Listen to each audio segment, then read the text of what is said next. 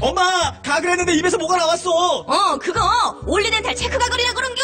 지금 쓰고 있는 가글, 사용 후 확인해 보셨나요? 무색소, 무알콜, 무계면 활성제의 올리덴탈 체크 가글은 튀겨 나온 입안의 이물질을 눈으로 확인할 수 있습니다. 딴지마켓에서 판매 중입니다. 와, 잘 잤다. 둔하고 센스 없는 줄 알았더니 침대는 잘 골랐단 말이야. 여보, 어제 온 소파도 너무 편하던데 소파는 어디 거야? 당연히 쇼엔이지. 편안함을 파는 사람들 쇼엔 소파도 출시했구나. 그럼 이제 침대도 소파도 당연히 쇼엔이지. 편안한 건 다 파는 거네. 역시 쇼엔이지. 세계 최초 신개념 어린이 매트와 친환경 소파도 곧 출시됩니다. 검색창에 쇼엔이지 또는 문재인 대통령마저 잃을 수 없습니다. 언론 권력의 끝없는 왜곡과 조작의 숨은 7가지 비밀. 제대로 알아야 끝까지 지킨다. 조기숙 정치학 박사의 팩트로 파헤친 보고서. 왕따의 정치학. 위즈덤 하우스 미디어 그룹. 다시 날씬해지고 싶어! 다이어트 해야 하는데 좀 간단한 방법 없을까? 1522-6648 1522-6648 혹은 비타샵을 검색해주세요.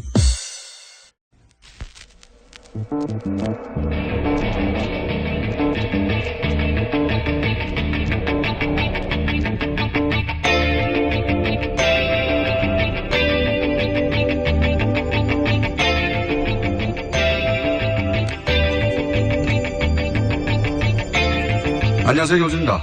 어제 미 트럼프 대통령이 워싱턴 DC와 메릴랜드 주 검찰에 제소했습니다. 미 주 정부가 연방 대통령을 상대로 소송을 제기한 건데요. 이유는 간단합니다. 대통령이 외국 정부로부터 의회 동의 없이 이익을 취하지 못하도록 한 헌법을 위반했다는 겁니다. 트럼프 본인 소유의 트럼프 인터내셔널 호텔에서 쿠웨이트, 터키, 사우디 등 외국 정부의 행사를 열었고 그루지아 대사를 숙박했다는 건데요. 한마디로 대통령이 자신의 지위를 이용해서 사익을 취했다는 겁니다. 최순실이 박근혜 전 대통령과 공모하여 혹은 대통령 지위를 이용하여 사익을 취했다는 게 최순실 게이트의 핵심이죠. 우리 검찰은 이 게이트 관련해 오히려 정윤의 문건으로 밝혀질 수도 있었던 사실까지 은폐하는 데 일조했었습니다. 최근 보검장급 여러 명이 한 번에 인사조치되었습니다. 전례가 없는 일입니다. 하지만 검찰처럼 엘리트 집단이자 권력기관의 기본 생리를 바꾸기란 대단히 어려운 일입니다. 어렵게 바뀐 것들도 정권이 교체되면 다시 도루묵이 되기 십상이죠. 검찰을 견제하는 공수처가 필요한 건 그래서입니다. 지난 수십 년간 설치에 실패해왔던 공수처. 이번만은 반드시 성공하길 기원합니다. 김원준 생각이었습니다.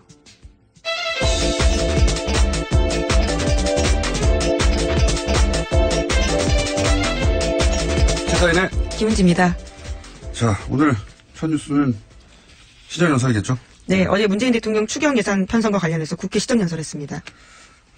잠깐 들어보시겠습니다.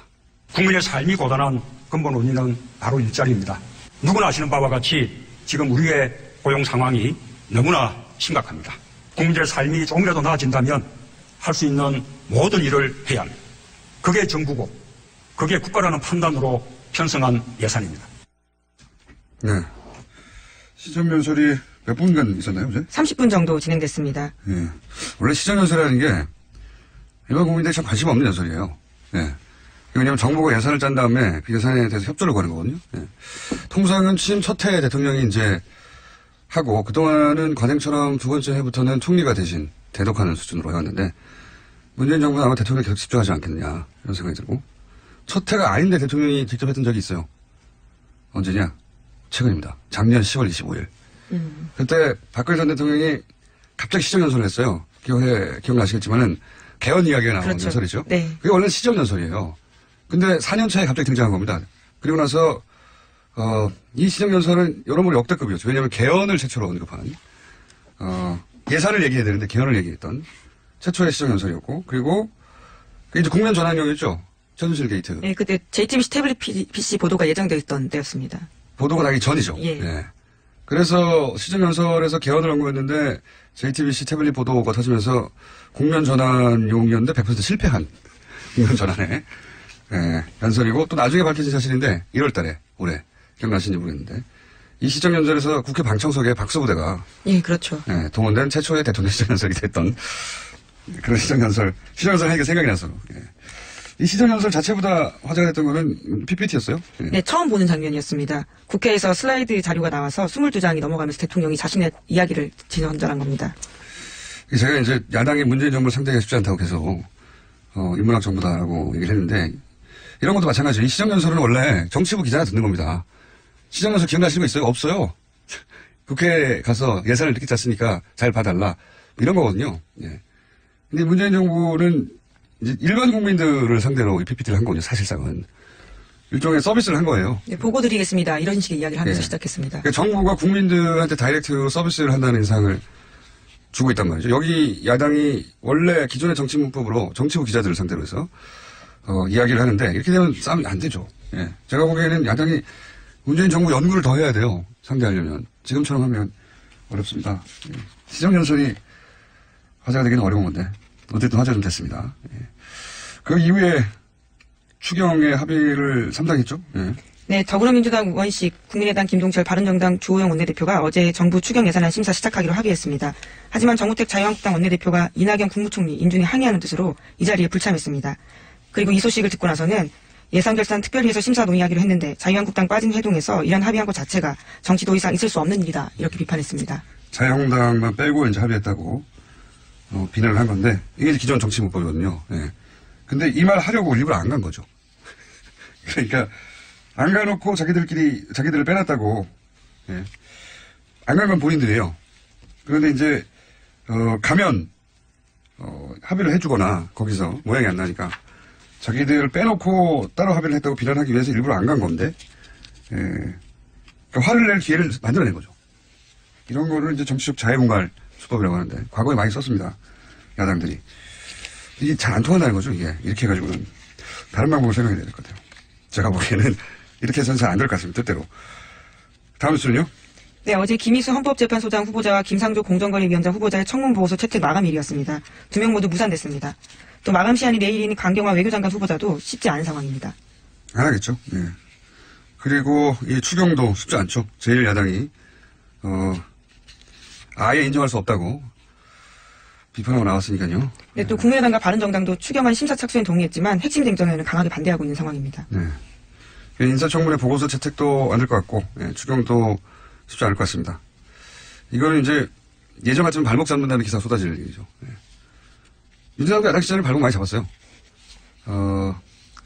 그래서 이제 인사청문회를 하면 부적격 보고서까지 채택을 했죠. 예, 근데 지금 보고서 채택을 안 하는 중이고, 추경도 통과시켜줬는데, 민주당이 야당 시절에는 사실은 그럴 수밖에 없어요. 왜냐면은, 이거 발목 잡는 게 맞거든요. 기본적으로. 야당의 존재를 보여주는 거죠.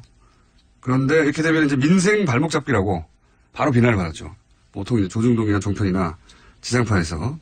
그래서 이제 그런 기울어진 언론 환경에서는 야당이 어느 정도 타협을 언론에서 계속 비판을 하니까요. 비난을 하고. 차이가 있다면 지금은 야당이 존재감을 확인하기 위해 발목 잡기 하는 게 맞아요. 예. 맞습니다. 맞는데 언론이 발목 잡기라고 비난하지 않는 거죠. 차이는. 예. 보수 매체는 뭐 당연히 그럴 리가 없는데 진보 매체도 이걸 여야의 공방으로 보도하고 마는데 왜냐하면 발목 잡기라고 하면 어용 매체가 되는 거거든요. 발목 잡기 맞는데. 그러나 자기 검열이 있죠. 예. 그리고 여론이 현 정부에는 호의적인 상황이기 때문에 그걸 또 발목 잡기로 하면 시류에 편승하는 거다. 이렇게 보일까 싶은 자기 검열도 있고. 하여튼 그렇습니다. 발목 잡기는 맞는데 발목 잡기라고 비난을 안 받고 있는 상황이죠. 다음 뉴스는요? 네, 반기문 전 유엔 사무총장도 강경화 후보자에 대한 지지를 표명했습니다. 연합뉴스 TV와의 인터뷰에서 최근 전직 외교장관들이 강 후보자를 지지하는 성명을 봤다면서 당시에 미국에 있어 동참하지 못했는데 지지대열에 동참하고자 한다라고 밝혔습니다. 저는 이제 강경화 후보는 좀 미스테리어스한 인물로 느껴지는 것이 전직 장관들이 반기문 이제 유엔 사무총장까지 하면 외교부 장관을 했던 사람들 전원이라고 할 수 있거든요. 네, 현직 빼고 거의 다 했다고 볼 수 있습니다. 네, 전원이에요, 사실상은.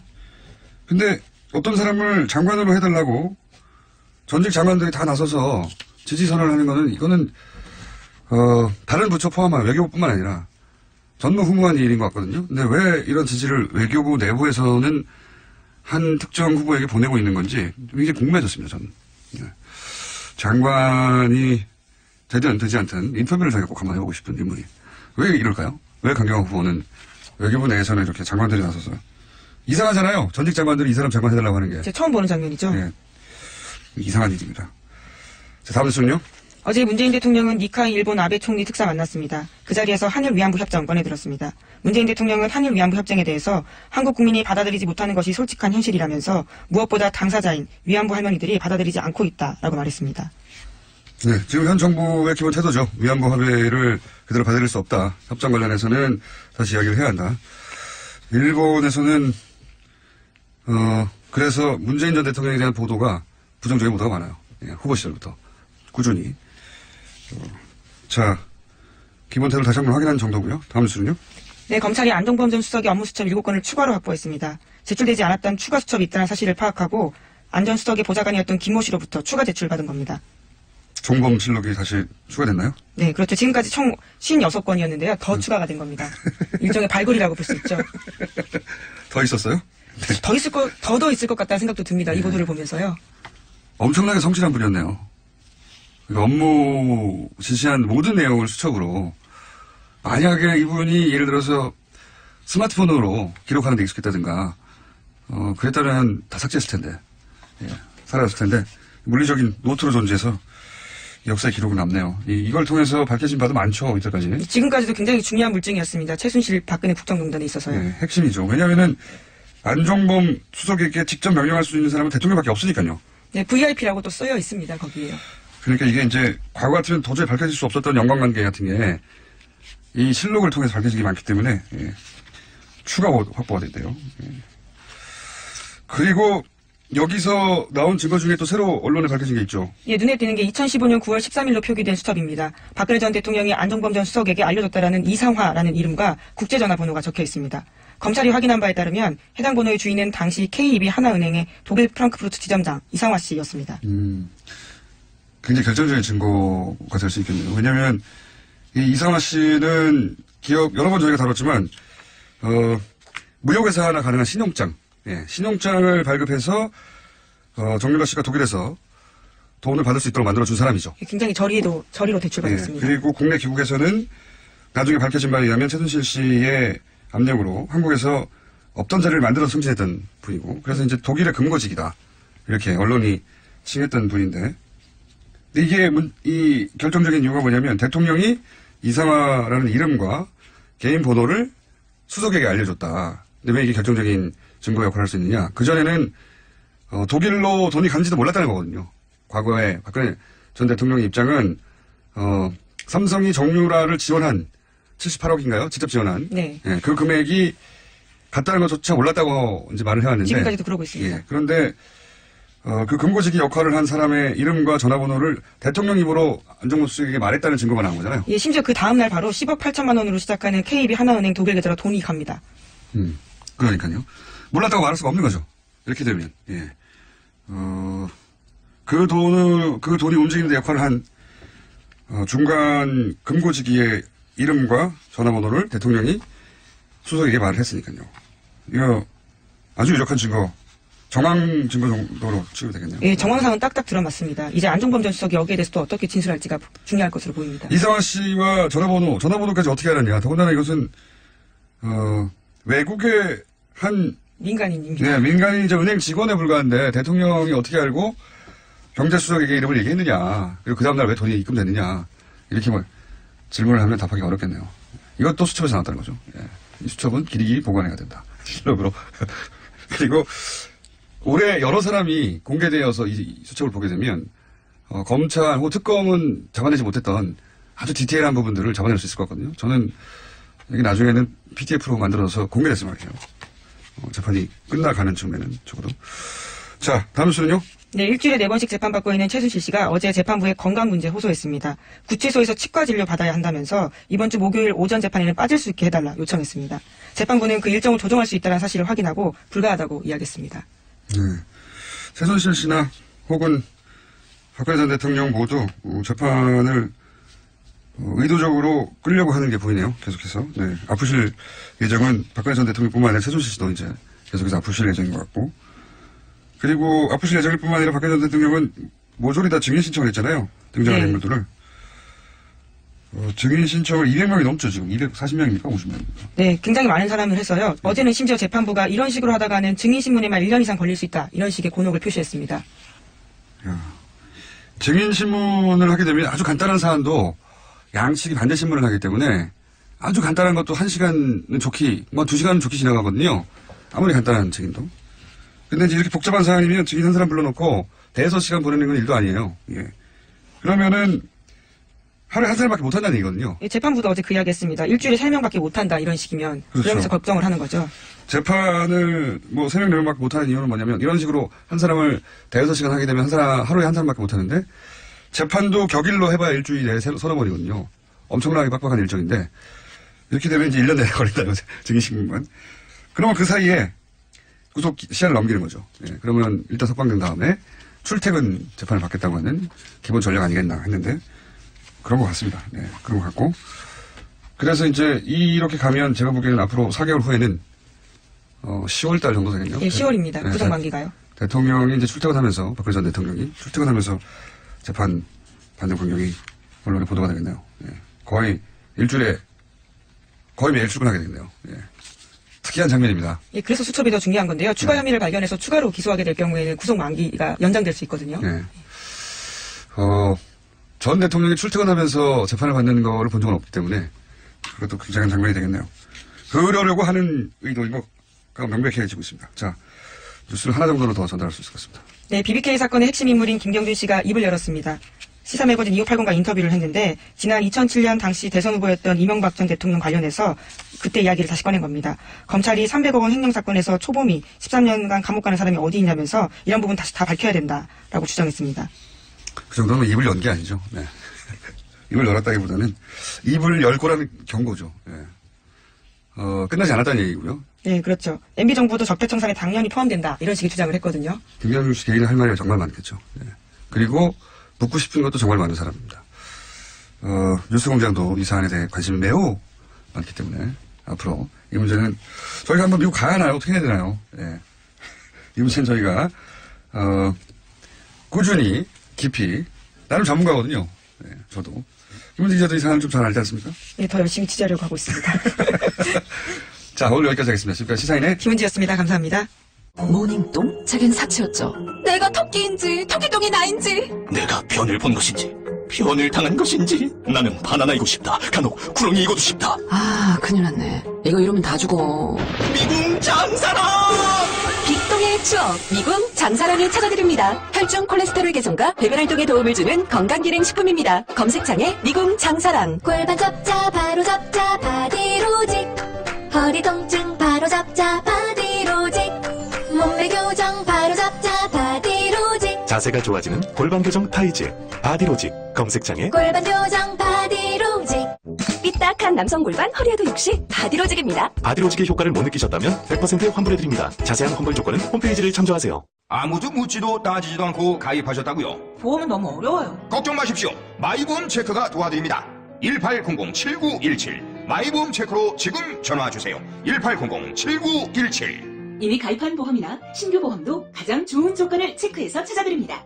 인터넷 한글 주소 마이보험.com 또는 카카오톡에서 아이디 검색 마이보험을 친구 추가하여 상담하실 수 있습니다.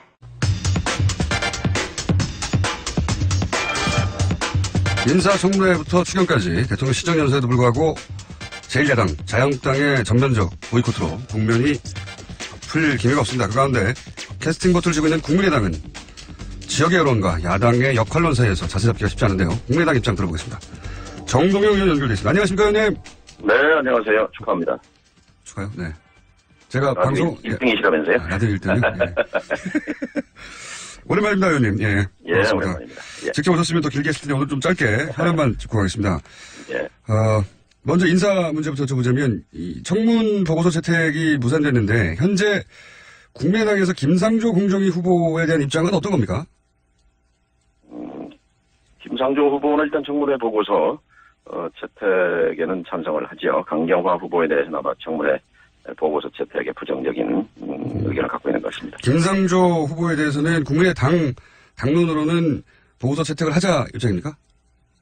당론은 아닙니다. 당론이라는 건 의원총회에서 이제 의결 과정을 거치는데 예. 지금 한 거는 이제 당 지도부와 상당수 의원들의 의견인 거죠. 그렇군요. 김상조 후보는 일단 오케이다. 국민의당 입장에서는. 예. 그런데 방금 말씀하셨다시피 강경화 후보는 언론 보도에 따르면 국민의당에서는 강 후보만큼은 낙마시킨다 이렇게 알려졌는데 맞습니까? 청문회에 참석했던 이제 위원들이 직접 질문하고 답변 듣고 하면서 이제 이른바 인사 배제 5대 원칙에 걸린 게 여러 가지지 않느냐 하는 부정적 의견들 그리고 북핵 문제라든지 자질 문제에 있어서 그 청문위원들은 좀 부정적으로 본다 이제 이런 의견을 제시했기 때문에 상당수 위원들이 여기에 이제 동의한 것이고요. 물론 이제 전 개인 소견으로서 현미경으로 들여다보면은 청문위원들의 의견이 맞지만 그러나 이번 인사청문회의 경우는 현미경도 필요하지만 망원경으로도 좀 볼 필요가 있다. 특히 강경화 장관 관련해서는 저는 18개 부처 가운데 개혁 대상 1순위가 저는 외교부라고 생각하는 사람입니다. 왜 그렇습니까? 외교부의 폐쇄적인 학벌주의, 인맥주의, 특정국 이른바 이제 북미국을 거치지 않으면 워싱턴에 근무하지 않으면 외교부에서 이른바 그 주류에 들어가지 못하는 그런 폐쇄적인 문화 이런 것들을 바꾸기 위해서는 무엇보다도 내부자가 아닌 외부의 전문가가 필요한데 찾기가 어렵다. 강경화 후보만한 사람 찾기 어렵다는 그런 생각이죠. 그리고 김대중 대통령 시절에 발탁해서 키운 사람인데 어쨌든 저는 강경화 후보가 균형 잡힌 시각을 갖고 있다고 생각하기 때문에 찬성하는 의견을 냈습니다. 개인적으로는 그러신데 저기 질문을 한 번 더 들어가서 드릴 수밖에 없는 게 이제 통일부 장관 하셨으니까 통일부가 워낙 외교부하고 부딪힐 일이 많지 않습니까? 그래서 외교부생님도 외교부생도 잘 아실 텐데 지금 내부자들 그러니까 외교부 노조 또는 전직 외교부 장관들 사실상 전원이 강경 후보 공개 지지를 선언했단 말이죠. 이 정도면 굉장히 이례적인 걸 넘어서 전무후무한 일 아닙니까? 그죠? 참고할 사안이죠. 그런데 이제 강경화 후보자가 국내에서 오래 떨어져 있어서 유엔에서는 10년 가까이 근무하셨을 텐데 청문위원들이 보기에는 부족하게 보였겠죠. 그래서 제가 이제 청문위원들의 자질 부족에 대해서 여쭤보려고 이 질문을 드린 건데요. 그러니까 외교에 관한하는 이제 전문가 집단이 그리고 원래 직접 표현을 가장 잘 아는 부처 중에 하나인 외교부가 이 정도로 나섰으면 청문위원들이 강경화 후보 자질을 문제 삼는 건 넌센스 아닙니까? 전문가들이 자질이 있다고 봐서 지지하는 거 아닌가요? 청문위원들이 문제 삼는 건 이제 자신들이 던진 질문에 대해서 나름대로 만족스러운 답변이 안 됐다 이제 이런 얘기인데요. 사실 현안에 대해서 깊이 있게 숙지하기에는 기간도 짧고 사실 이 문제를 북핵 문제라든지 4강 외교 문제를 직접 다뤄보지 않았기 때문에 저는 청문위원들 시각에서는 그렇게 느낄 수 있었다고 봅니다. 그런데 기본적으로 외교 안보 의제는 대통령 의제입니다. 이제 참모로서 외교부 장관은 대통령의 그런 철학과 소신을 이행하고 집행하는 그런 위치이기 때문에 제가 긍정적으로 보는 이유는 강경화 후보가 국제 무대에서 대한민국의 국익을 세련되게 대변할 수 있는 그런 자격이 있다고 보기 때문인 것이고 또 청문위원들은 청문위원대로 나름대로 어떤 견해를 갖고 있는데 이해는 합니다. 제가 이 질문을 드린 이유는 이제 장관도 직접 해보셨고 또 강경화 후보에 대해 개인적으로는 긍정적으로 평가하시는데 근데 이제 국민의당에서는 기본적으로 강경화 후보 하나는 적어도 반드시 낙마시켜야 나머지가 풀린다라고 입장을 정한 것이 실제로는 자질이 결정적인 하자가 있다기보다는 누군가 하나 정도는 낙마시켜야 하는 이제 야당의 힘 이런 걸 보여주려고 하는 정치적 목적이 더 큰 거 아닙니까 사실? 의원님? 국민의당이 원인을 제공한 게 아니고 사실은 이제 문재인 정부, 문재인 대통령이 사실은 민주당보다는 국민의당에 더 세련된 배려를 할 필요가 있다고 봅니다. 그러니까 새로운 계획을 위해서 지혜가 필요하다는 얘기인데요. 국민의당을 야당으로 만들려 하지 말고 우당으로 만들기 위해서는 더 노력이 필요하다고 봅니다. 적은 만들기 쉽고 친구는 만들기 어렵다는 말도 있잖아요. 예를 들면 고개를 숙이는 것만으로는 충분치 않다는 말씀입니다. 형식으로라도 예를 들어서 인사 추천을 해달라 그러면 국민의당 인사 추천을 할 수 있겠습니까? 예절이요 인사라고 볼 수 있는 거고요. 그다음에 어쨌든 인사, 정책, 법률 이런 부분에 대해서 일방통행보다는 사전 협의하는 그런 자세 이런 것들이 필요하다고 생각합니다. 그러니까 대통령이 국민의당에는 다른 야당들하고는 좀 다르게 우당으로서 사실 뿌리가 같으니까 좀 더 예를 갖추고 그리고 좀 배려를 해달라 그런 제스처가 필요하다 이런 말씀이신 건가요? 구조적으로 말이죠. 지금 민주당이 120석에다 정의당이 협조하는 126석 거기에 국회의장까지 127명이고 그다음에 자유한국당이 107명에다가 바른당이 20명이니까 127명이고 똑같이 127대 127이 부딪히는 형국이잖아요. 여기에 국민의당이 40석이지만 사실은 이 40석의 협조 없이는 어떠한 정책도 법률도 청문회도 불가능하잖아요. 근데 거기에 대해서 말만 협치. 근데 협치라는 말은 정책 사전에는 없는 말입니다. 이거 일방적으로 자신의 어쨌든 그 선택과 그 인사를 선보이면서 일방적인 협조를 구하는 거는 한계가 있다, 이제 이런 말씀드린 거죠.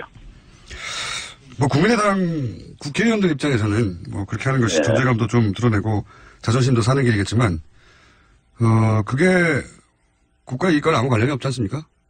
저는 그렇게는 생각하지 않습니다.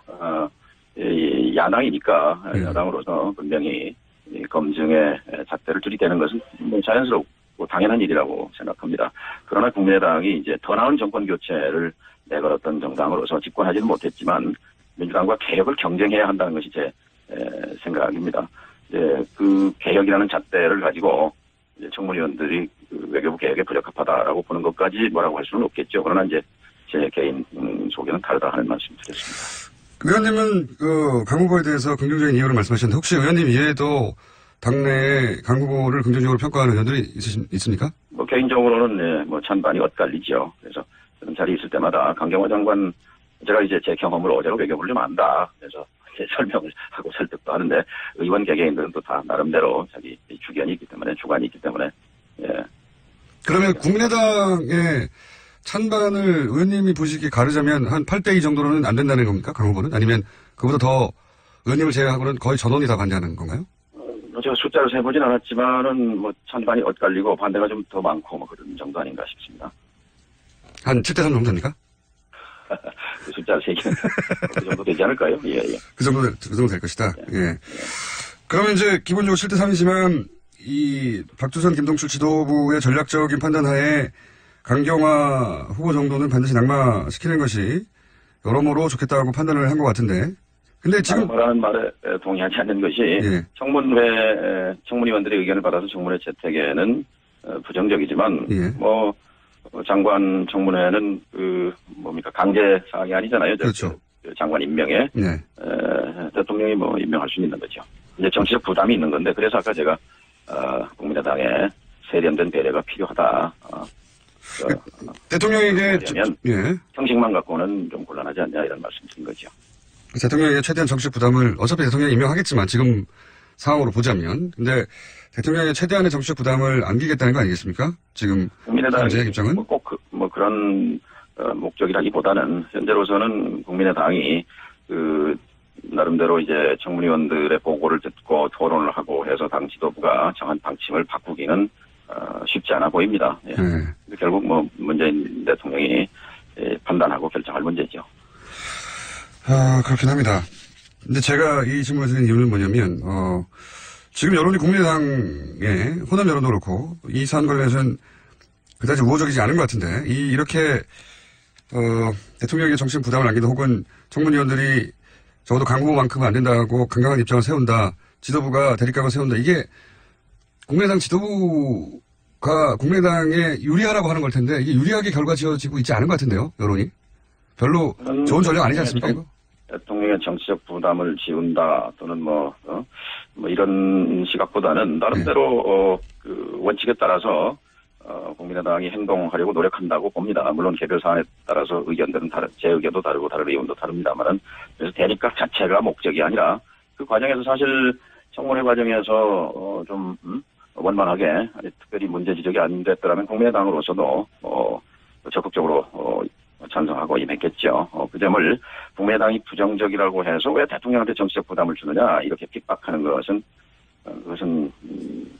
옳지 않다 이렇게 생각합니다. 대통령한테 정치적 부담 줄 수 있죠. 야당이 줄 수 있는데 제 말은 그게 국민의당에 도움이 되는 전략인가 싶어서 제가 여쭤본 거고요. 저는 도움이 되지 않는다고 보는 거지요. 무엇보다도 개혁 대상으로서의 외교부의 수장을 찾기가 또 강경화 후보만한 후보면 저는 적임이라고 보는 것이고 의원들은 또 그렇게 보지 않기 때문에 아무튼 시간이 있으니까 서로 좀 더 소통을 해볼 생각입니다. 그러면 이런 인사청문회의 대상이 된 김인수 헌재소장도 마찬가지고요. 다른 분들도 마찬가지인데 이런 후보들에 대해서 국민의당이 이렇게 정보가 나온다면 문재인 정부가 이렇게 나온다면 인사청문회 보고서 채택까지 갈 수 있을 것이다. 결정적으로 이걸 안 하고 있다. 혹시 그게 있습니까? 이게 마지막 질문인데 오늘은. 이렇게 했으면 될 것을. 아니 제가 아까 말씀을 드렸죠. 그러니까 형식으로만 또 말로만 협치가 아니라 협치라는 말은 사전에도 없는 말인데 실질적으로 문재인 정부가 기억해야 할 것은 41% 소수 정권이라는 것을 잊어서는 안 됩니다. 대한민국의 주식 보유수가 100주라고 하면 41주를 주인이 준 건데 41주를 가지고 100주의 의결권을 처음부터 끝까지 휘두를 수는 없습니다. 지금은 취임 한 달 동안 이제 100% 의결권 행사를 다 한 거거든요. 그리고 나를 따르라 하는 건데 이것이 초반에는 가능하겠지만 앞으로 계속 지속 가능하겠느냐 하는 문제 제기를 하는 것이고 그러기 위해서 문재인 정부가 더 노력해야 된다 이런 말씀을 드립니다. 예. 동반복이라 오늘은 아무래도 스튜디오에 직접 나오시면 저하고 훨씬 더 제가 꼬치꼬치 묻고 의원님도 훨씬 더 재밌게 하실 것 같은데 전화라서 여기까지가 한계인 것 같습니다. 오늘 여기까지 하고요. 조만간 저희가 스튜디오에 모실 테니까 꼭 와주십시오. 예, 저도 나가서 좀 충분히 설명하고 싶습니다. 알겠습니다. 오늘 말씀 감사합니다. 예, 감사합니다. 지금까지 국민의당 정동영 의원이었습니다.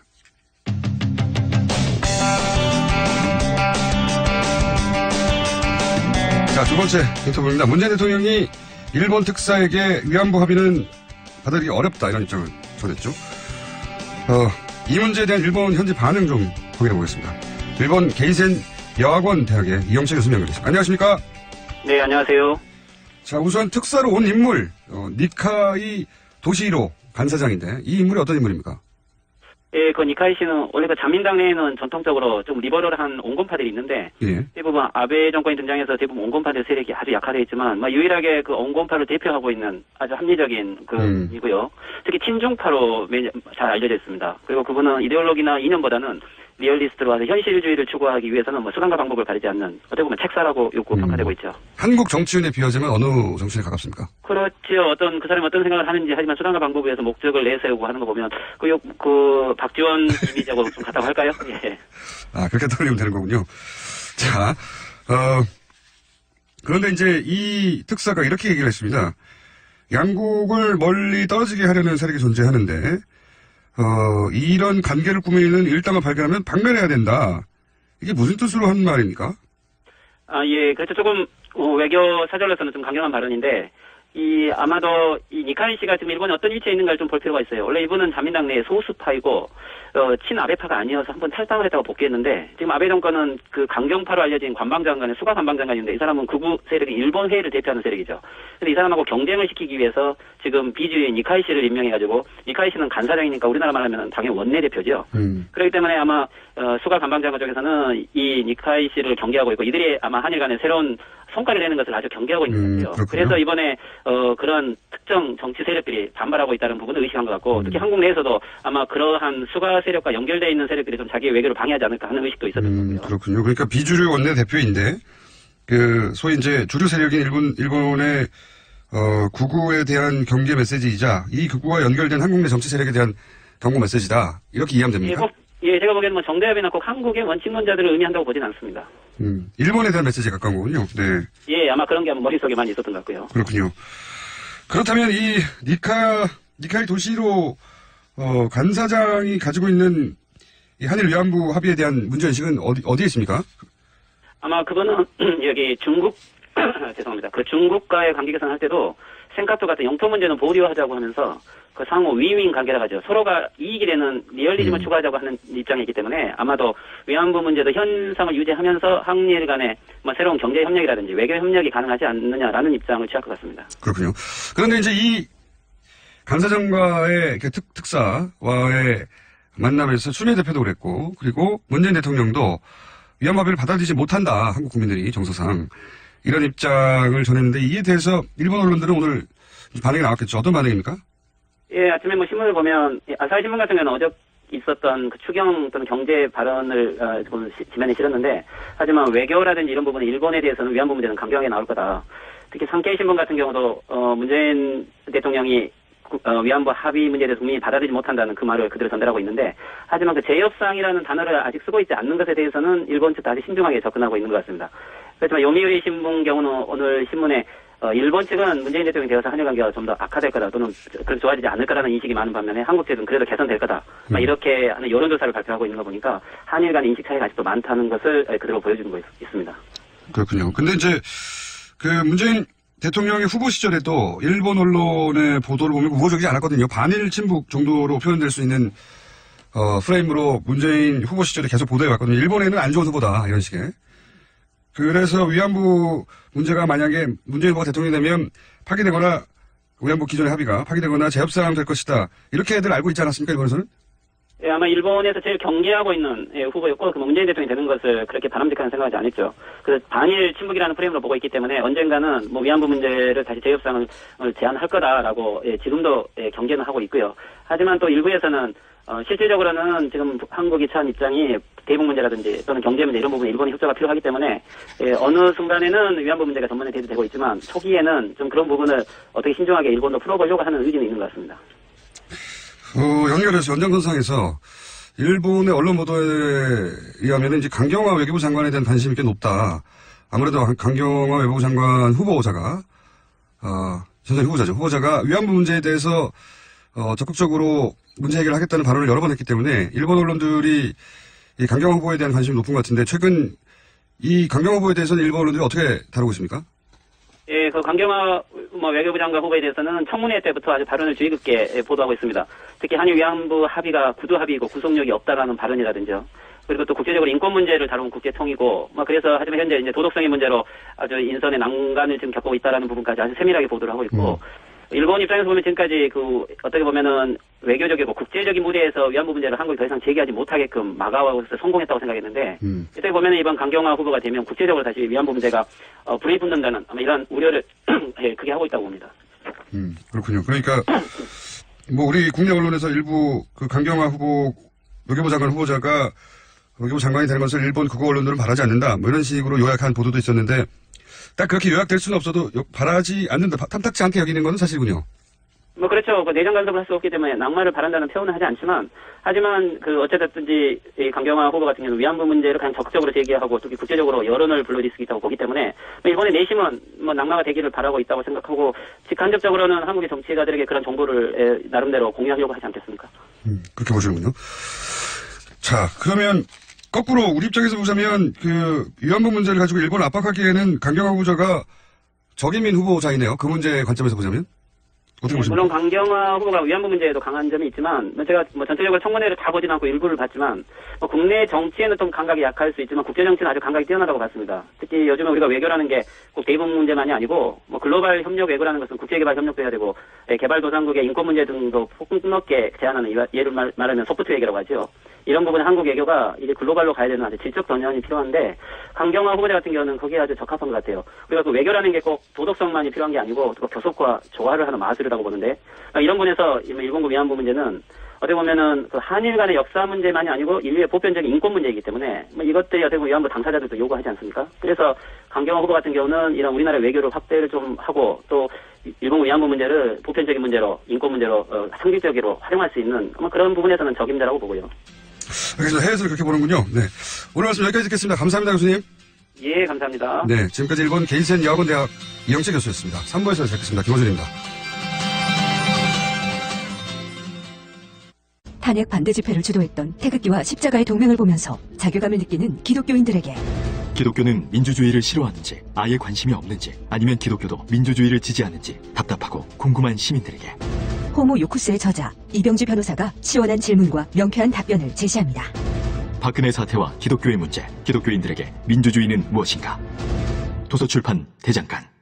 김치는 맛있어야 한다. 아주 화끈하게 100% 국내산으로, 16년 전통으로, 햇섭 인증으로 화끈하게 맛있다. 화끈하게 통한다. 화통 김치, 배추김치, 알짜김치, 총각김치, 깨잎김치, 깍두기도 화통. 검색창에 화통 김치.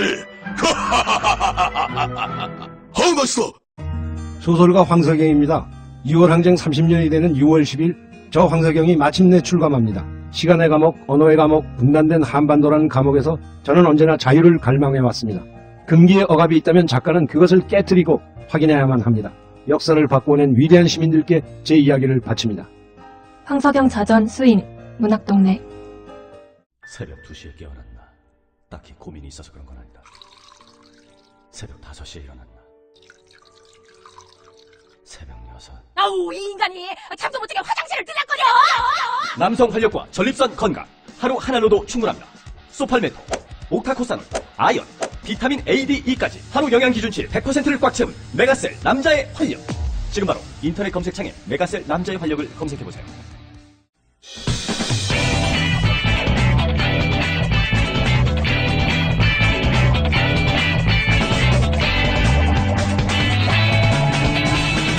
김어준의 뉴스 공장.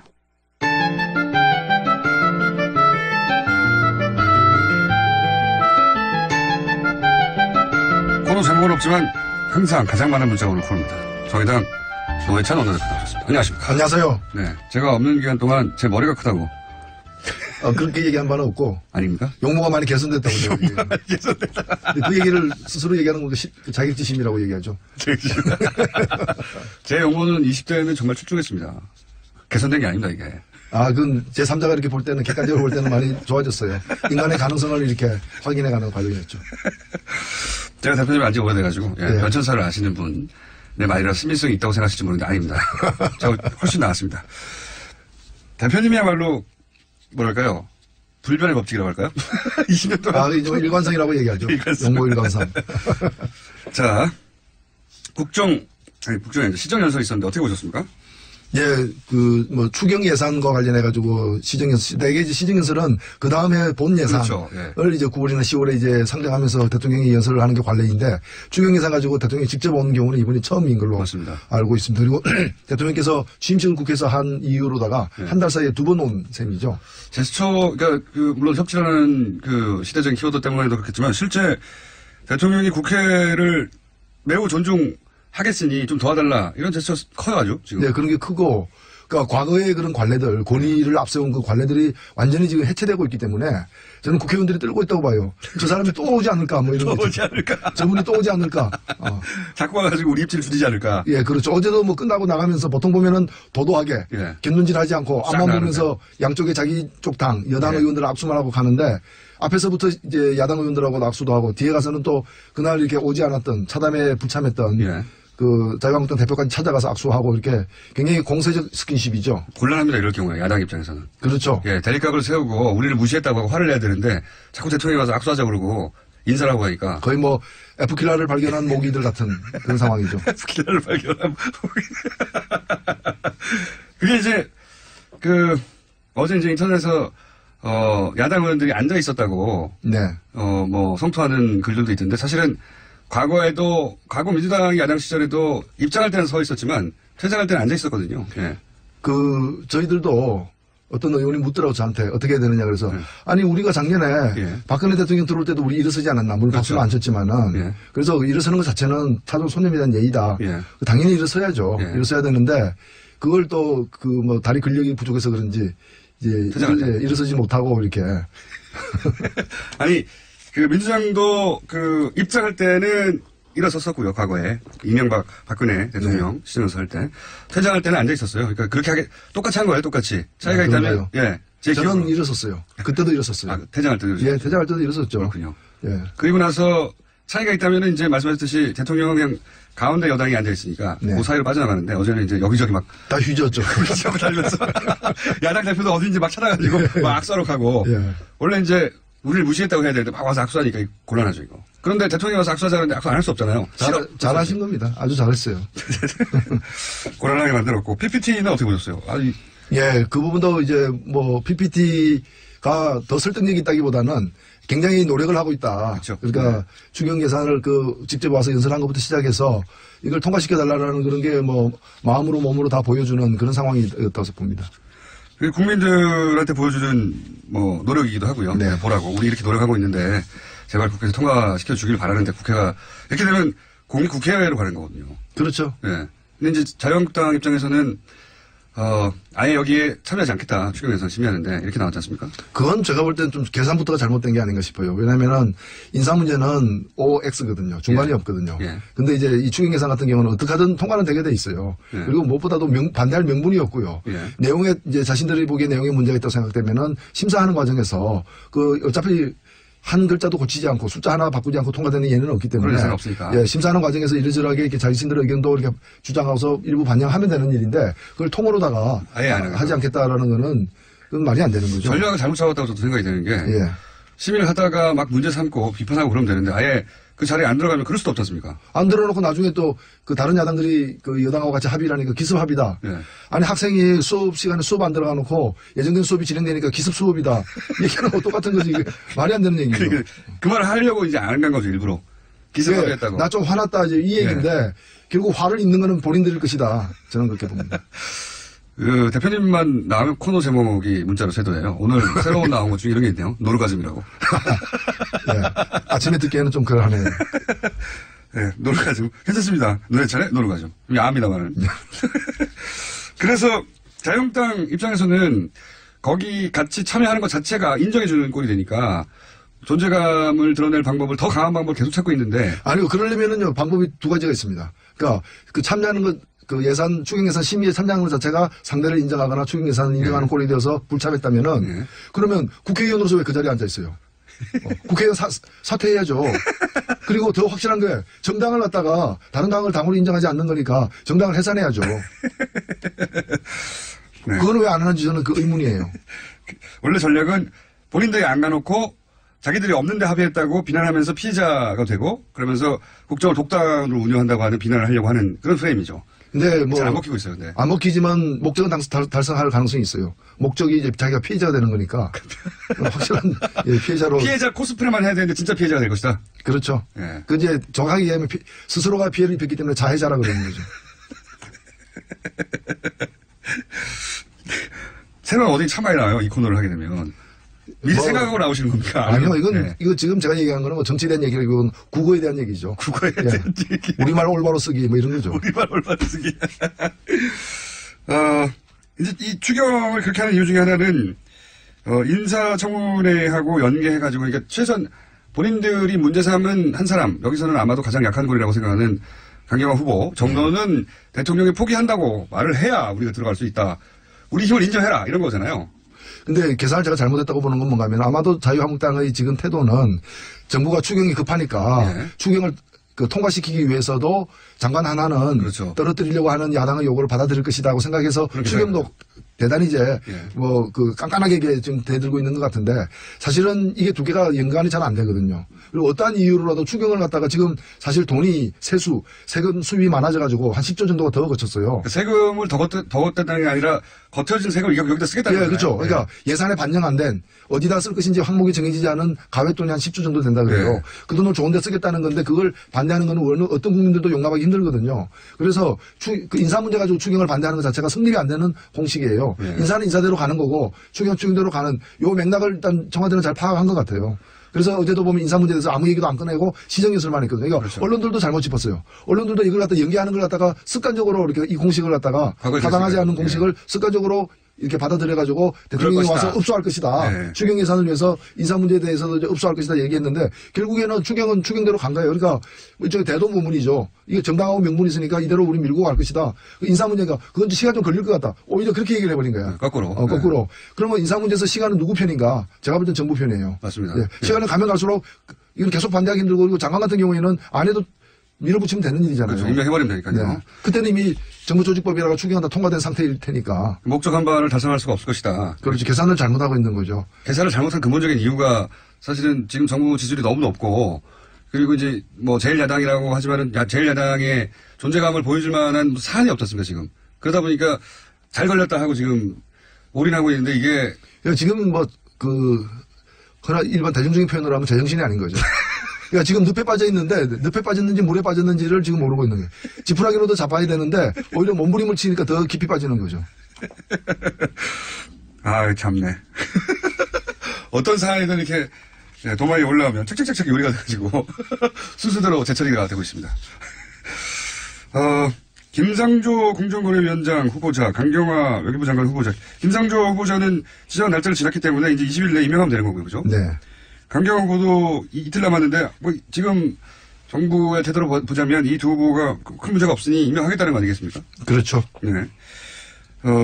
김희수 이제 헌재 소장 후보자는 표결을 해야 되는데, 거꾸로 불통이 이 헌재 소장 후보자한테 가서 이분이 통과 못할 확률이 있지 않습니까?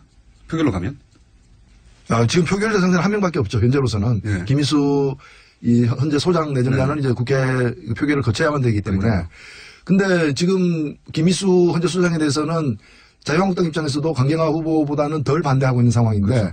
강경화 후보에 대한 자신들의 어떤 낙마 요구가 그 낙마시키는 요구가 안 들어진다고 해서 이걸 갖다가 또 그 김희수 헌재 소장을 갖다가 부결시키는 것은 그건 자기들의 앞뒤가 좀 안 맞는 거죠. 그렇긴 한데 예. 지금으로 봐서는 그 국민의당도 그렇고 국민의당은 언론 보도에 따르면 현재 강경화를 떨어뜨리지 않으면 김희수를 떨어뜨리겠다 이런 식인데 아니 그 논리가 국민들 눈에는 아니 그런 애가 자기 부모한테 청바지 안 사주면 나 자해하겠다. 청바지 안 사준 데 대한 불만이 있을지. 청바지 안 사주면 벗고 다니겠다 이런 정도죠. 예? 아니 그냥 칼로다가 뭐 이렇게 배를 찌른다거나 지금 이러고는 위협을 하고 있는 상황인 거죠. 김인수 헌재 소장 어쨌든 표결까지 가야 되는데 그러면 김인수 헌재 소장도 표결에서는 통과될 거라고 보십니까? 일단은 국회가 21일까지 예. 오늘부터 13일부터 21일까지 휴회 결정을 어저께 내렸어요. 예. 그래서 20일까지는 국회 본회의가 안 열리고 22일 날 아마 열리게 될 이것도 이제 합의가 돼야 되겠지만 예. 빠르면 22일 날 열리게 되고 늦어도 26일 날 본회의가 또 예정돼 있어요. 예. 두 날 중에 하루에 김수 재판관 이제 이 동의안이 예. 상정이 돼야 되고 상정이 안 되면은 이제 그 계속 연기되거나 예. 장기적으로 이제 장기전에 들어가는 거죠. 예, 예. 과거에 그런 일이 있었으니까요. 그렇죠. 아니면은 의장이 직권 상정을 하거나 예. 그런 어떤 새로운 국면에 이제 봉착하는 건데 시간이 갈수록 김희수 헌재 소장을 갖다가 인준투표를 갖다 하려는 또는 무산시키려는 자유한국당의 전술은 굉장히 궁지에 몰릴 수밖에 없어요. 왜냐하면 다른 정당들도 그게 동의해주기 힘들거든요. 그래서 그렇기 때문에 그 카드는 저는 성사되지는 않을 거예요. 그러니까 김희수 그 헌재 소장을 갖다가 다른 이유로 여러 다른 이유를 들어서 낙마시키는 것은 불가능하다. 대단히 어렵다고 보신다. 네. 그래서 지금 자유한국당 내지는 국민당까지 이 구사하고 있는 전략이 성공하기 어렵다. 인사를 가지고. 그렇죠. 네. 그렇게 보시는 거고. 실제로 강경화 후보 물론 여러 그리고 이제 그 자유한국당이 그쯤 가면은 6월 말 7월 초 되면은 이제 홍준표 대 X의 그 싸움. 예. 그게 당대표 선출 국면으로 들어가기 때문에 바깥에 이런 일에 지금도 그렇지만 더 정상적으로 대응하기 힘든 거죠. 그러니까 거의 뭐 자포자기 길로 가고 있지 않나 이렇게 보여집니다. 자포자기 길로 가고 있지 않나. 절차적으로 보자면 강경화 후보나 김상조 후보 같은 경우에는 채택이 안 되면 이제 대통령이 채택해달라고 날을 하나 지정해서 다시 지정하잖아요. 그죠? 네. 그리고 나서 그것까지 안 되면 20일 이내에 할 수 있는 거죠. 임명을 그냥. 네. 예. 근데 그런 절차를 따져보면 6월 말에, 한미 정상회담까지는 외교부 장관이 아니라 후보 자격으로 가야 되는 겁니까? 어떻게 되는 겁니까? 이럴 경우에? 예, 그때까지는 이제 윤명세 장관이 외교부 장관이기 때문에 그 직을 갖다가 특별하지 사임해가지고 뭐 차관이 되리하지 않는 한 그 구정권의 그 마지막 장관 이 계속 가게 되는 거죠. 한미 정상회담은 그럴 경우에는 예. 그리고 뭐 이왕이면은 새 정권의 그 첫 미국 순방이기 때문에 새 외교 수장이 함께 가는 게 훨씬 바람직하지만 그렇죠. 뭐 그것 때문에 일부 사람을 바꾸거나 할 문제는 아니고 그것도 불가능하죠. 이제 뭐 다른 사람으로 할 이유도 없지만 다른 사람 하더라도 그 날짜를 못 맞추는 것이기 때문에 못 맞추기 때문에 그거는 그대로 이제 그 좀 진행을 해야 되지 않나 싶습니다. 강경화 후보자가 지금으로서는 첫 번째 한미 정상회담에 외교부 장관으로 동석하기 어렵게 됐다. 절차. 아니요. 그건 더 봐야 돼. 아직은 날짜가 있으니까요. 네. 하지만 여기서 야당이라 하면 자유한국당이나 국민의당, 정의당은 이제 강경화 후보에 대해서는 인준해야 된다는 입장으로 알고 있는데 나머지 두 당이 극적인 어떤 합의를 해줄 가능성이 있을까요? 근데 어차피 지금으로서는 이 장관 국무위원은 국회의 동의가 이제 그 필수 요건은 아니지 않습니까? 그렇죠. 그렇지만 이제 시간이 있지 않습니까? 시간. 예를 들어서 채택이 불발되고 그리고 나서 다시 날을 지정하고 그리고 20일이 지나고 이런 물리적 시간이 필요하지 않습니까? 재청구를 할 수도 있고 안 할 수도 있기 때문에 반드시 해야 되는 건 아니기 때문에. 재청구 없이 바로 임명할 수도 있습니다. 그건 뭐 있죠. 그건 의지에 따라 다른 것인데 뭐 그렇게 무리할 것으로 보이지는 않지만 않지만은 또 그래서 이 부분은 좀 유동적이라고 저는 보여집니다.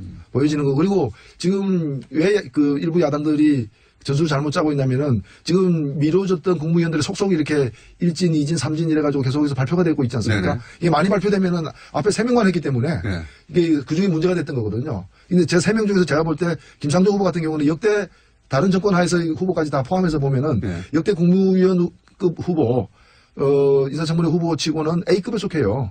특 A급이죠. 뭐 그냥 A급 결점이 없는 건 아니니까. 근데 이 정도면 A급이고 이 두 분 같은 경우도 B 내지 B 플러스급이에요. 근데 이 3명이다 보니까 제일 순서로 보면 제일 못한 게 B 플러스니까 이거 B 플러스 끌어내리자라는 건데 앞으로 좀 더 가게 되면은 이게 이제 범위가 넓어지면은 이 문제가 이게 희석될 수도 있다고 저는 보여집니다. 그래서 첫 번째 외교회담에서 새로운 외교부 장관과 갈 가능성도 있긴 있다.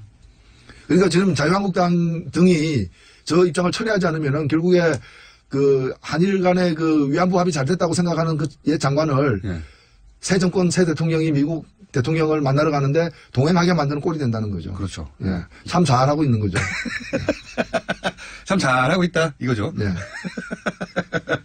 실제 그 대표님의 분석이 맞는 것이 강경화 후보자와 관련해서 처음으로 언론에서 이제 의혹 보도들이 있었을 땐 여론조사 기관마다 조사 기법이 조금씩 다르긴 하겠지만 부정적인 기류가 좀 더 높았다가 후보 임명 후보에 대해서 최근 발표된 두 건은 점점 시간이 지날수록 임명해야 된다는 여론이 더 높아지고 있어요. 예.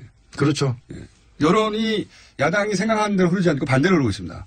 이 전략이 잘못됐다는 거죠. 잘못됐고 그러니까 지금 국회가 민의의 전당이라고 하는데 그렇잖아요. 국회는 민의의 전당이라고 그러죠. 어떤 국회의원도 국회의원의 전당이라고 얘기 안 해요. 그 민의의 전당에서는 민의가 이겨야죠. 민의가 반영돼야 되는 거고 당들끼리 의견이 다르면은 민의를 쫓아가면 되는 거라고 저는 생각합니다.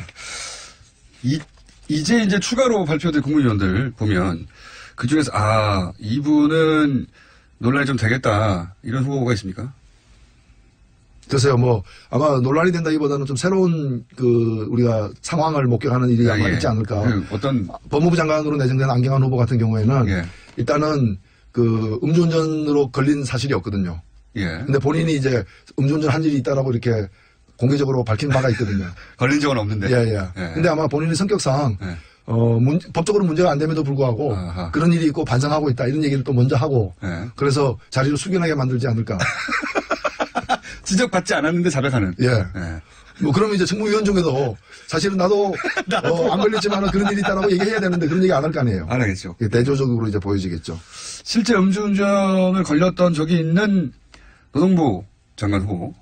그 경우에는 어떻게 진행이 될까요? 글쎄요, 뭐 지금 이제는 뭐 그거 하나가 이제 미리 나온 부분인데 다른 사안들이 어떻게 검열이 될지는 더 좀 두고 봐야 되기 때문에 그런 걸 좀 종합적으로 봐야 될 것 같아요.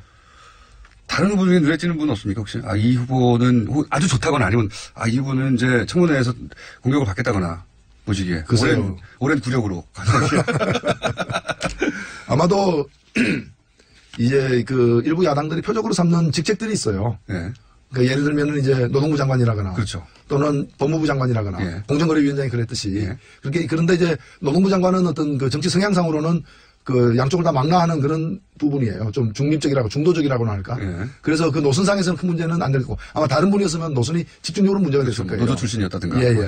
그다음에 이제 법무부 장관은 이제 지금 검찰 개혁 중이기 때문에 그와 관련해 가지고 이제 뭐 시퍼런 칼을 들고 누가 또 오지 않나 이렇게 곤두섰기 때문에 법무부 장관이 나를 치지 않을까 싶어. 그래서 지금 이제 안경환 후보자 같은 굉장히 이제 그 온화한 성품으로 저는 기억하고 있는데 그럼에도 불구하고 이제 비고시 출신이죠. 마치 강경화 후보가 외모고시 출신이듯이 이런 데 대한 어떤 좀 이제 기득권층의 어떤 본능적 거부감, 기득권 수호계층에 이제 이런 부분들이 좀 발현될 가능성도 있지 않나 싶습니다.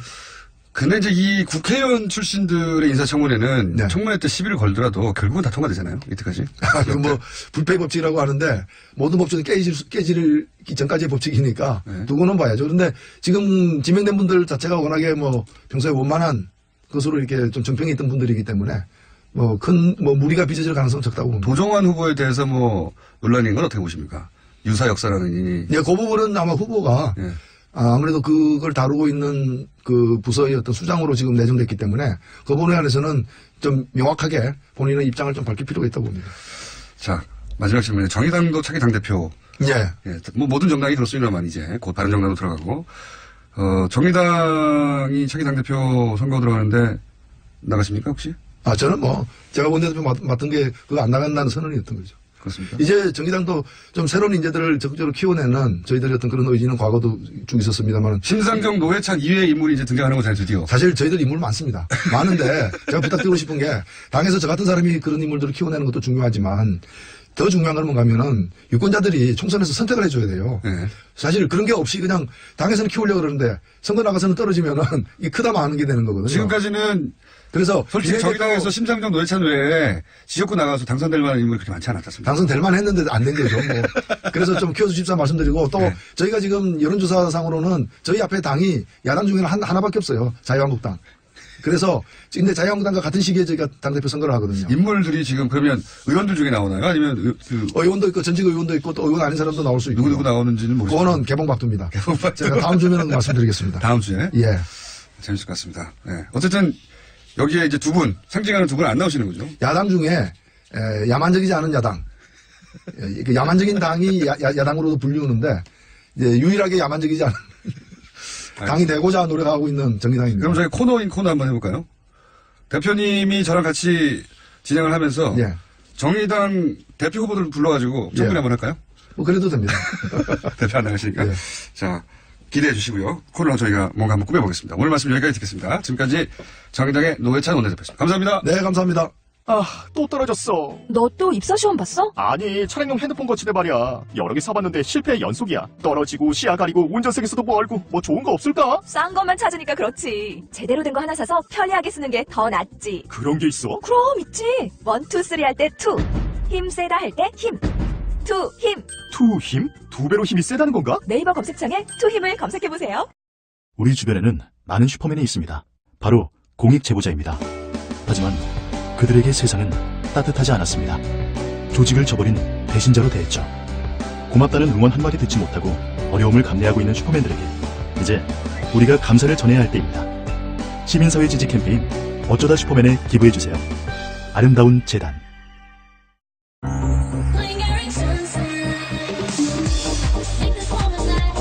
나가지 바이펙스 서튼의 신곡 링거링 선셋. DJ Korea Records. 안녕하세요. 윤상입니다. 제가 사랑하는 피아니스트 김광민 씨가 6월 24일, 25일 LG 아트센터에서 단독 공연을 합니다. 따뜻한 체온을 담아 선사하는 특별한 무대에 여러분들을 초대합니다.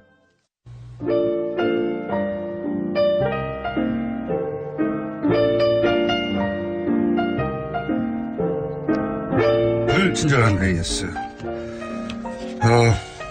야당 패널들이 전화 연결만 하면 개인적으로는 다 강경화 후보자를 찬성한다고 하는데 왜 당론을 반대인가요? 불가사의합니다. 저도. 네.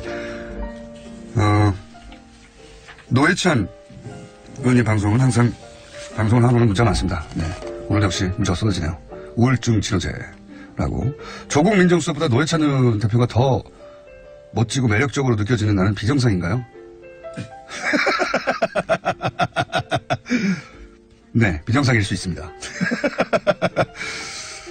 그리고 양지열 변호사가 카톡으로 문자 동참이 가능하다는데 어떻게 하나요? 저도 몰라요. 저는 안 해봐서. 네, 알아서 잘 찾아보십시오. 공장장이 흰 옷을 입으니까 북극곰 같아요. 네. 까만 옷을 입어도 곰 같아요. 네, 여기까지 하겠습니다.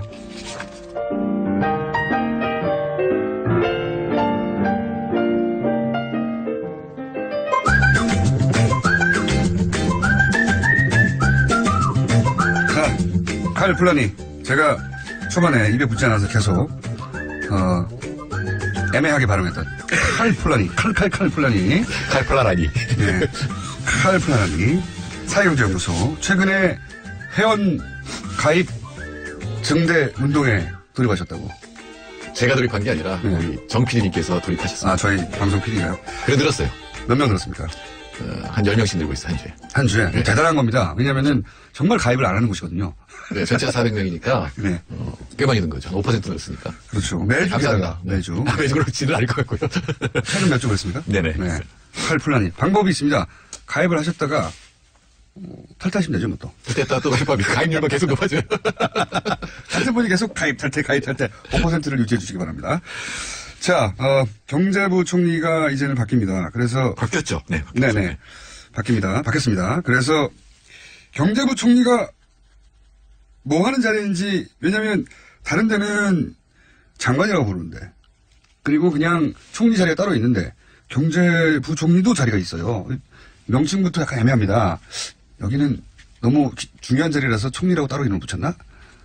장관이라고 하지 않고, 여기서부터 경제부총리가 뭐 하는 사람인지? 뭐 하는 저도 사람인지. 지금 들으니까, 그래도 보통 기획재정부 장관, 그러니까 제 옛날 재무부 하고 기획예산처 이런 거 합치는 데인데, 기획재정부 장관이 경제부총리를 겸임하죠. 여태까지 제 기억에는, 기획재정부 장관이 아닌 사람이 경제부총리를 한 적은 없어요. 뭐냐면 경제부총리는 경제부처들을 총괄하는. 그렇죠. 자리입니다. 그러니까 기획재정부 장관으로서 경제부처 전체를 조율하는 말하자면 경제사령탑이라고 말할 수 있는데, 사실 이렇게 들여다보면 사회부 쪽도 경제부총리 영향을 많이 받아요. 사회부 총리는 없거든요. 사회부 총리를 교육부총리가 했었죠. 그리고 통일부총리가 있었고 옛날에. 네, 아마 사회부 총리를 만들 것 같아요. 이번에는? 네. 왜 그러냐면, 그러니까 문화부, 교육부, 이제 노동부 이런 데가 사회부처라고 불리는데, 대체 경제부처에 너무 많이 눌려요. 그렇죠. 경제부처가 우리나라에서 가장 힘이 센 부처. 근데 그렇다고 해서 경제부처가 대단한 것도 아닌데, 약간의 숫자와 경제 논리를 들고 나오면 경제 망한다라든가, 뭐 이런 그렇죠. 경우는 그렇게 사회부처에서 여러 가지 복지를 늘리고. 뭐 하고 싶다고 할 때, 야, 우리가 어려워 경제 이러면은 이제. 망한다 그렇게 하면, 이건 뭔가 그렇게 얘기하면 객관적인 얘기를 하는 것처럼 느껴지기 때문에 사회부처가 많이 밀리거든요. 항상 그래왔어요. 청와대 내에서 누가 그걸 도와주지 않으면 진짜로 밀려요. 그러니까 사회부 총리를 두는 것도 굉장히 중요하고, 사회부 총리는 좀 성격도 강하고 이론이 밝은 분. 게다가 이제 경제부총리라고 한급 높은 그런 느낌을 주는 자리다 보니까 그 개별 장관들이 경제부총리가 경제사정상 안 된다고 해버리면 사회부 쪽 부처들은 깨갱하잖아요. 예산권을 쥐고 있잖아요. 예산을 쥐고 있다는 거는 공무원들한테는 진짜 약이에요. 독이. 여기 잘못 보이면 자기 부처 예산이 깎일 수 있기 때문에 함부로 이제 경제부처에 대들 수 없죠. 그래서 아마 이 예산을 다루는 비서관을 둔다는 거 아니에요, 청와대에서. 재무기획관인가요? 그게 아마 이제 경제부처의 예산권을 쥐고 좌지우지하는 거를 좀 견제하려고 하는 게 아니냐. 그거 맞는 거냐 따져보겠다는 거죠. 그렇죠. 네. 어쨌든 경제부총리는 부처 중에 가장 막강한 권한을 가졌다. 그렇게 알려져 있고 실제로도 다른 부처들이 경제부처 예산권을 쥐고 있기 때문에 경제부처가 뭐라고 하면 대부분은 물러서는. 네, 그렇죠. 그리고 힘든 자리입니다. 아주. 경제부총리가 제 기억에는 민간인 경제부총리 해본 적이 없어요. 관료 출신들만 여태까지 해봤고. 오로지? 예. 그러니까 이제 관료들을 다룬다는 면도 있고, 관료 장악력 이런 것들도 있고, 그다음에 현실 감각, 현실을 알아야 된다라고 하는 것. 특히 이제 뭐 재벌들이나 이제 기업들의 이해관계 이런 것들을 적절히 반영할 수 있는 게 관료들이기 때문에 경제부총리는 여전히 관료들이 해왔습니다. 소장님 옷이 움직일 때마다 부스럭거린다고 저희 PD가 옷을 홀라다 벗어달라네요. 하여튼 저기 아까 뭐 팔을 움직이지 말아주시고요. 꼼짝하지 말아주세요. 교수님이 하얀 옷을 입으면 배꼽 같다고 제가 한번 옷을 벗은 개구리 제가 같습니다. 오늘 아마 이렇게 부스럭이 심한 옷을 소리가 심한 옷을 입고 오셨기 때문에 꼼짝도 말고 입만 움직여 주십시오. 지금 옷을 벗기는 느낌이죠. 이게 마이크가 굉장히 성능이 좋네요. 네. 자 그러면은 새로운 부총리가 왔는데 전임 부총리를 공간을 한번 정리하고 새로운 부총리는 어떤 정책이 전망되는지 한번 이야기해 볼 텐데 일단 유일호 부총리 경제부총리로는 참 존재감이 없었다라는 생각이 저는 일단 그런 인상이 남는데. 그렇죠. 유일호 부총리 하면 이분이 뭘 했는지가 기억이 안 나죠. 그래서 제가. 잘 안 납니다. 네. 검색을 해봤어요. 예. 유일호 정책. 기사조차도 잘 없어요, 사실. 없어요. 이임사만 나오고. 네. 이임사만 이임사. 그러니까 무슨 보통은 부총리가 그만두면 이 사람이 뭘 했다, 그렇죠. 뭘 못했다라는 게 나오거든요. 평가들이 나오는데. 근데 그게 없어요. 네. 근데 제 생각에는 이분의 장점도 거기 있다고 봐요. 아무것도 안 한 거예요, 장점. 아니, 진짜로 뭐 우리가 지금 세월이 좀 흘러서 그렇지, 6개월 전에 생각해보세요. 예. 박근혜 대통령, 뭐 아무것도 안 했으면 좋겠다고 생각했잖아요. 그렇게 생각하는 국민들이 많았죠. 예. 안 그런 국민도 있었지만. 특히 뭐 사드 관련자도 이런 좀 안 했으면 좋겠다. 왜 자격이 정지됐는데 장관들이 저러냐. 근데 유일호 장관 진짜 아무것도 안 했어요. 그 면에서는 국민의 뜻을 따르는 장관이라고도 할 수 있습니다. 아무것도 안 한 것 중에 대표적인 게 이제 구조조정 같은 거거든요. 혹시 뭐 들어오시기 전에 노회찬 원내대표하고 어디 안티 다녀오셨어요? 빵빵 타십니다, 오늘. 예. 국민의힘 잘 맞든. 예, 그런데 이제 경제에서 가장 중요한 거는 경제가 방향을 모를 때 이 방향을 지시해줘야 되는 거, 그게 경제사령탑이 해야 될 일입니다. 근데 마지막 유일호 부총리 재임기의 가장 큰 문제는 구조조정이었어요. 해양, 조선 구조조정이었고. 한전해운 사태. 그런 건데 이 부분에 대해서 결정을 안 내리고 질질 끄는 거예요. 이른바 청와대 서별관 회의 같은 거나 하고 거기서 정부가 뭔가를 나서서 책임을 져야 되는데 이 책임을 진다는 건 뭐냐면 뭔가를 결정하고 국회에 보고를 하고 공적 자금을 요청하거나 해서 결정의 내용을 명확히 밝히는 거거든요. 근데 그걸 하기가 싫으니까 계속 채권단한테 맡기고 너희들이 알아서 해결해라 그러면서 근데 채권단이라는 건 자기 이익이 직접 걸려 있잖아요. 그래서 서로 간에도 이제 이해가 충돌 있죠. 예, 그러니까 막 질질 끌리다가 결국은 이제 파산 상태까지 갔는데 물론 그렇게 하지 않았으면 어떻게 했을까는 별개의 문제지만 경제 사령탑으로서 아무런 결정을 하지 않고 지나갔다는 게 그러니까 안에서 국민의 뜻에 부응한 것도 있지만 아무것도 안 해서 경제 했었어야 하는 일이 분명히 있긴 있었었는데 그렇죠. 네. 그중에서 가장 문제가 되는 것은 이런 해운 관련 여기가 난리가 났죠. 네, 그 외에는 유일호 부총리가 한 일에 대해서 평가하기 어려운 게 이 최경환 부총리는 강한 사람이 우리 기억에 남아 있잖아요. 네, 부동산. 예, 빚내서 집 사라. 유명한. 그러니까 이자율 떨어뜨리고 뭐 이랬기 때문에 그 부담이 고스란히 넘어왔고 그걸 유일호 부총리가 엄청난 가계부채를 남겼죠. 예. 330조가 이제 박근혜 정부 때 늘었는데 이제는 더 이상 늘 수 없는 상태예요. 그러니까 이 부분을 어느 정도 관리했다. 근데 문제는 이제 이게 문재인 정부한테도 그대로 넘어왔다는 거죠. 가계부채가. 그 부채는 줄지 않고 넘어왔다. 줄지 않고 넘어온 게 또 늘어나고 있습니다. 계속 늘어나겠죠. 자, 유일호 부총리는 그래서 아무것도 하지 않음으로써 국민의 뜻에 부응한 첫 번째 경제부총리였고 마지막 경제부총리가 하겠죠. 아무것도 하지 않으면 안 되잖아요.